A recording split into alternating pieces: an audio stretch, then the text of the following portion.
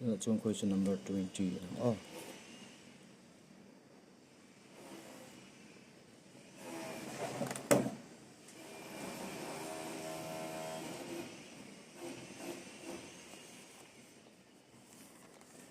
Question number 20 can see here. Question number 20. So in a class test, the sum of Evelyn's mark in mathematics and English is 30. Evelyn in mathematics and English are mark from 2 marks. Had she got 2 marks more in mathematics? Mathematics are mark in the hutam say 3 marks less in English. English are mark to mean the claim ta say a mark the product of their marks would have been 210. Oh, mathematics are mark thum kabela, English are mark ka pai chuan ka pun tirin a mark chu sahi so lo ni a ani chuan mathematics le English are mark in sa ani chuan let the mark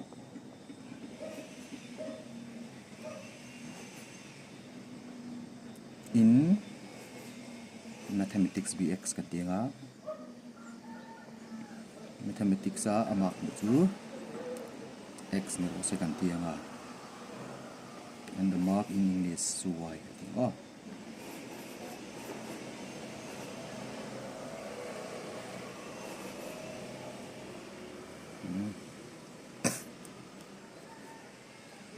chuanin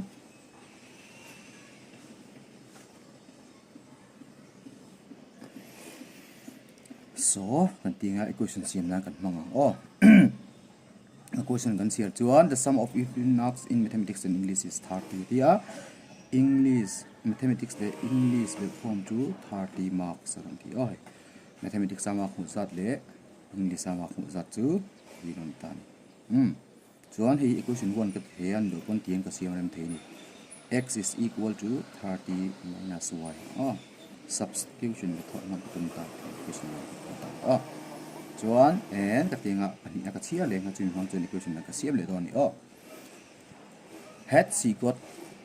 2 marks more in mathematics mathematics a khan mark thumin hutam se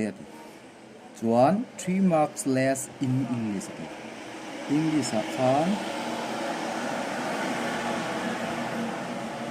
2 marks more in mathematics sorry oh chuan English a hin mark thum pai tu mathematics a mark di ka bela English a mark thum ka pai chuan the product is multiply tu ni an pahi multiply hi zahi le so mani aram tu kan siam re manga chun hei kan chokha which implies x into y to xy chuan x into minus 3 to minus 3x alonia plus 2 into y to plus 2y plus into minus 3 minus 3 times 2 to 6 equal to 210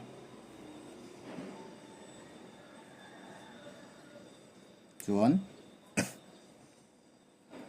tuna chuan x value hi kan nei to heta hin x value kan nei to x value hi equation 2 ka da thalon thani which implies I think xi in ka da don 30 minus y into y minus 3x into 3 into 30 minus y plus 2y minus 6 minus 210 equal to 0 this one ta hian using equation 1 xi equation 1 mang thi han chu chuan unknown value a y chi ka nei ta chuan cha sin zamang hi ka chuan y into 30 to 30y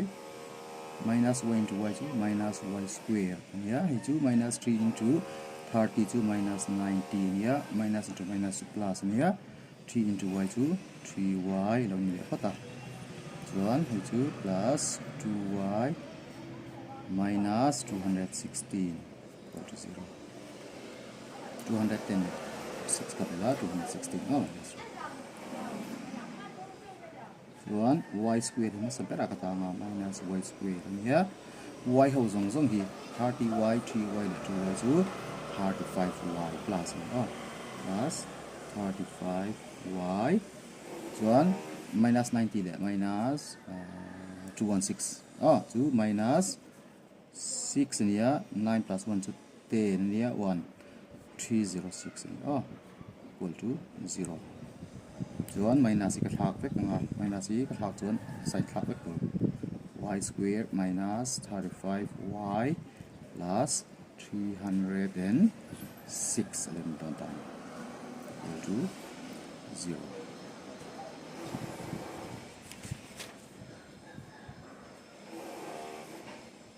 chuan number pani a multiply a 306 abela 35 to 18 17 18 and 17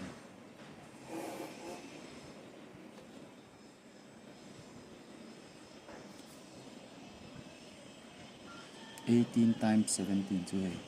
8 7 are 56 7 1 is 7 12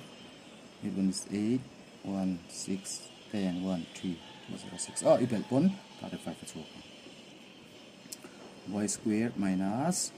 18y minus 17y plus 306 equal to 0 chuan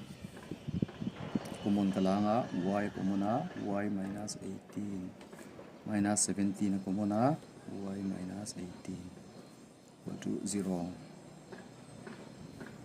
y minus 17 into y minus 18 equal to 0. Either y minus 17 equal to 0 or y minus 18 equal to 0. Y to 17 or y to 18. 17 nemo 18 and theni y ka. Adik ve ve thei ti nan chu answer pa kan itlat awangin. Chuan khon me zok zok hi la taila x putting y equal to 17 ka man chuan in equation 1 we get 17 ka man chuan a chuak x chuak ka danga 18 ka chuak ka da pon a chuak ka danga x is equal to 30 minus 17 to 30 nania x to 30 nani theta chuan y in 18 tluk tir la x to 12 ani ve thungang sar ani kan ei thei di chu x is equal to 30 minus 18 to 12 nang ta ni chuan tiang ti thei ta ni click na chuan therefore mark obtained in mathematics a mark mu chu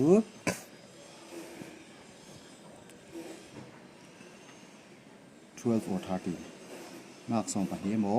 mark song pa thum ho dik ve ve thei ti na ni chu chuan mark obtained in English pop mark pa hi hu thei is 17 or 18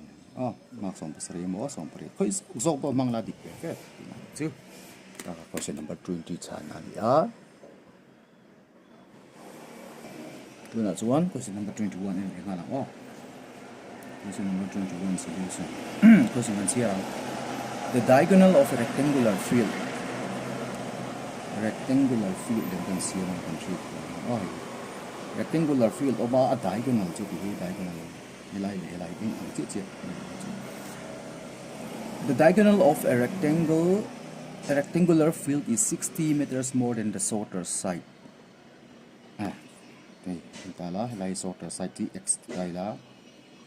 diagonal to 60 meter more than the shorter side ni chuan x plus 16 mai don ta chuan an chial azela if the longer side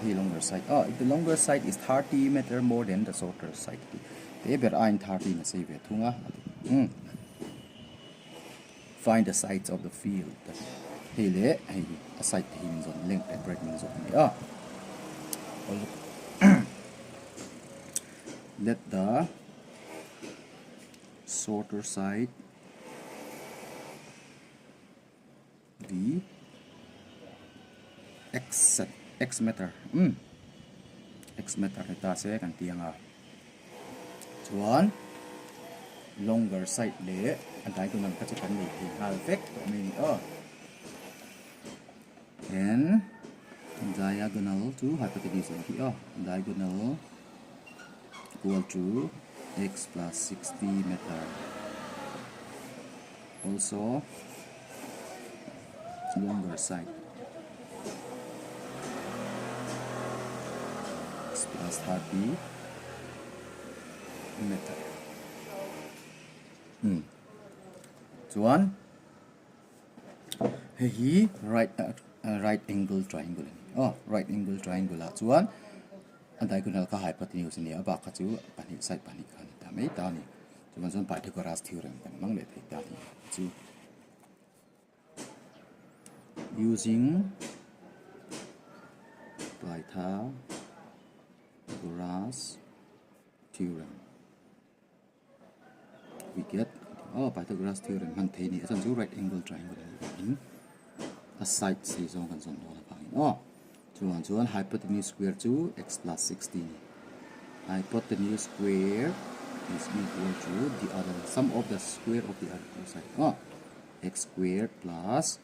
x plus 30 holding square, which implies a plus b holding square to a squared plus 2ab plus b squared is equal to x squared plus a plus b holding square to a squared plus 2ab plus b squared chuan x squared le x squared they cancel thei ma sabera hai chi bai cancel left hand side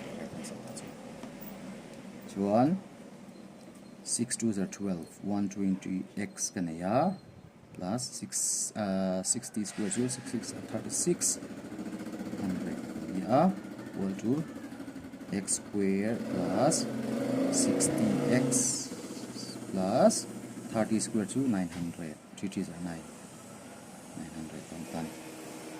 chuan helama hin ka son phei bek don 0 is equal to katianga x square onga 60x bula 120x ang kal chuan minus 120x chuan 900 bula 3600 ang kal chuan minus 3600 kal nei chuan ka flip pop hei ka si sar 0 le ka si x squared minus 60 120 pe chu 60 dia x minus thawnia 900 ka pai don ni 36 rang 9 pai 49 36 rang 9 ni pai chun 27 ti ani 2700 equal to 0 sang hi sari ti nai sang hi sari ya pa koi be chun sang tin 0 chuan le and splitting the middle term in there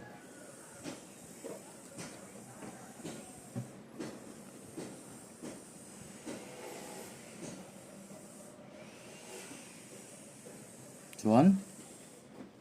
a split don chuan 9 3s are 9 times 3 to 27 and here 90 le 13 into 700 ni nga minus 16 ni chuan 90 30 60 or 90 le 30 ko par ton din chu x squared minus 90x plus 30x minus 2700 x common kala masa pa hian x minus 90 ba plus 30 common x minus 39 is 2700 1 x plus 30 into x minus 90 is equal to 0 until